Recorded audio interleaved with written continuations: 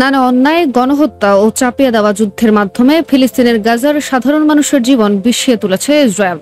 অবৈধ অবরোধ আরোপের মাধ্যমে সেখানে কোনো ত্রাণ সহায়তা ঢুকতে দিচ্ছে না তারা। ফলে তীব্র দুর্ভিক্ষের মধ্যে পড়ে প্রাণ হারাচ্ছে গাজার হাজার হাজার মানুষ।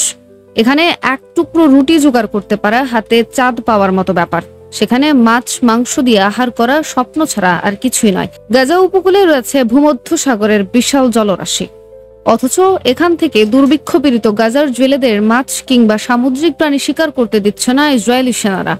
চোখের সামনে সাগরের অফুরন্ত প্রাণীজ সম্পদ, অথচ দুর্ভিক্ষের কষাঘাতে জর্জরিত গাজাবাসীর মুখে এক মুঠো অন্ন জোগাড়ের পথটাও বন্ধ করে রেখেছে পাষণ্ড ইসরায়েল।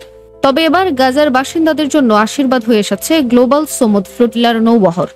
ইসরায়েলের বাধায় গাজাবাসীর হাতে ত্রাণ সামগ্রী তুলে দিতে না পারলেও সমুদ্রে মাছ ধরার সুযোগ তৈরি করে দিয়েছে নৌবহরটি। মধ্যপ্রাচ্যের গণমাধ্যমগুলো বলছে, ইসরায়েলি নৌবাহিনী যখন ফ্লোটিলার নৌবহর আটকাতে ব্যস্ত, ঠিক তখনই সুযোগ পেয়ে সমুদ্রে গিয়ে বিরল এক মাছের ঝাঁক ধরেছেন গাজার জেলেরা। সামাজিক যোগাযোগ মাধ্যমে ছড়িয়ে পড়া এক ভিডিওতে দেখা যাচ্ছে ডজন খানিক জেলে একসঙ্গে ভারী জাল টেনে তীরে তুলছেন, আর তীরে থাকা লোকজন উল্লাস করছেন। বুধবার বৈশ্বিক ত্রাণবহরের ফ্লোটিলা জাহাজগুলোকে জব্দ করে এবং সেখানে থাকা মানবাধিকার কর্মীদের আটক করে ইসরায়েলি বাহিনী। অবরুদ্ধ গাজায় মানবিক সহায়তা পৌঁছে দিতে যাচ্ছিল তারা, কিন্তু গাজার উপকূলে পৌঁছাতেই তাদের আটকাতে ব্যস্ত হয়ে পড়ে ইসরায়েলি বাহিনী। আর এই সুযোগে সমুদ্রের গভীরে গিয়ে মাছ শিকার করতে নামেন গাজার জেলেরা।